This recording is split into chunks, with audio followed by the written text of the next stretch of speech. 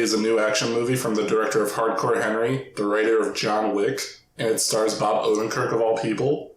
I think this movie may have been made for me.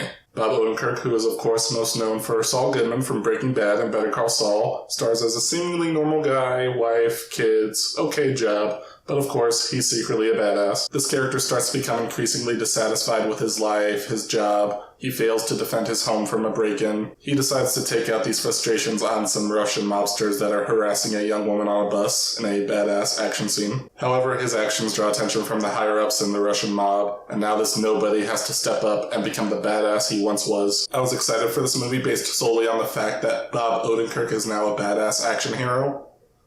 Better Call Saul is now an action hero. I didn't even know the Hardcore Henry director and the John Wick writer were behind this until the credits. The action, of course, was great. Bob Odenkirk, you can clearly tell, put in the work to become a believable action badass. The first big action scene on the bus was especially great and made good use of the setting with the claustrophobic nature of being on a city bus. The scene actually surprised me because Bob Odenkirk gets his ass kicked a little bit in the scene. He's not just full John Wick killing everybody. I like these kinds of action scenes where they establish that the hero isn't all that badass and he can get killed pretty much at any point if he's not careful. That changes though in the last act of the movie where he becomes an action badass, takes everybody out with ease, even though he gets help from Christopher Lloyd and RZA as his father and brother respectively. Yes, you heard me. Bob Odenkirk, Christopher Lloyd, and RZA are the big action badasses at the end of the movie, which is just amazing in and of itself. I couldn't tell if it's intentionally or unintentionally funny when Christopher Lloyd is going around shooting people at the end, just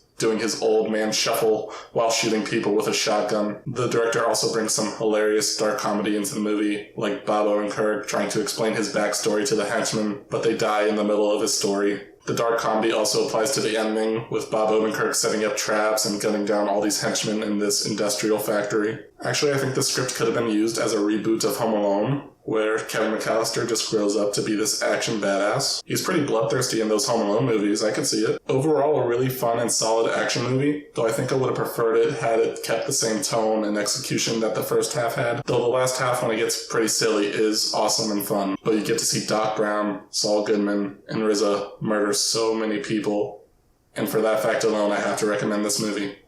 Bye.